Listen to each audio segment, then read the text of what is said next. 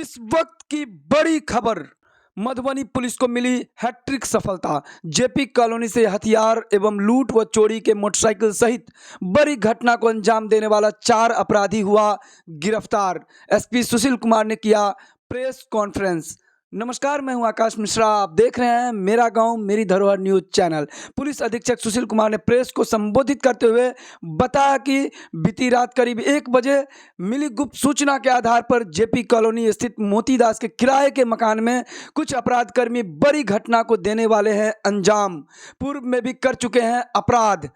Police अधीक्षक मधुबनी द्वारा उक्त सूचना का सत्यापन एवं गिरफ्तारी हेतु राजीव कुमार अनुमंडल पुलिस पदाधिकारी सदर के नेतृत्व में किया गया विशेष टीम का गठन। मोतीदास के घर को चारों तरफ से घेराबंदी कर किया गया छापेमारी। 4 अपराधी हुआ गिरफ्तार। अन्य फरार संलिप्त अपराध कर्मियों की चल रही है तलाश। गिरफ्तार अपराधी एवं विशेष पुलिस बल की जानकारी इस वीडियो में।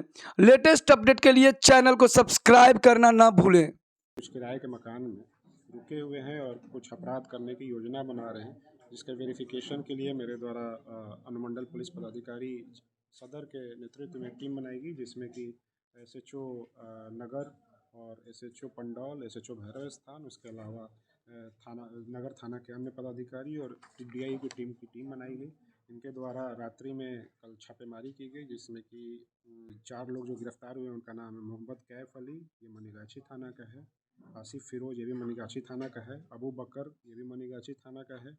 अशरफ अली, ये राजनगर थाना का है। इनके पास से जब तलाशी ली गई तो इनके पास से 2 देसी कट्टा बरामद हुआ, 6 जिंदा कारतूस बरामद हुआ। उसके अलावा चाकू और सरिया ये सब बरामद हुआ है।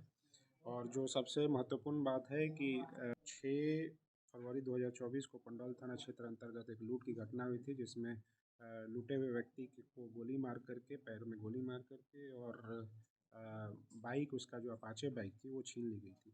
वो भी इनके पास से बरामद हुआ है, वो बाइक। उसके अलावा 2 अन्य बाइक भी बरामद हुए हैं अपाचे, जो कि चोरी के ही थे, अभी तक जो सत्यापित हुआ है।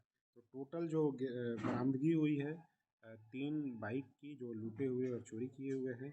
उसके अलावा देसी कट्टा 2 और जिंदा कारतूस 6 और अन्य सारी चीज़ें, गांजा भी 600 ग्राम के आसपास में बरामद हुआ है।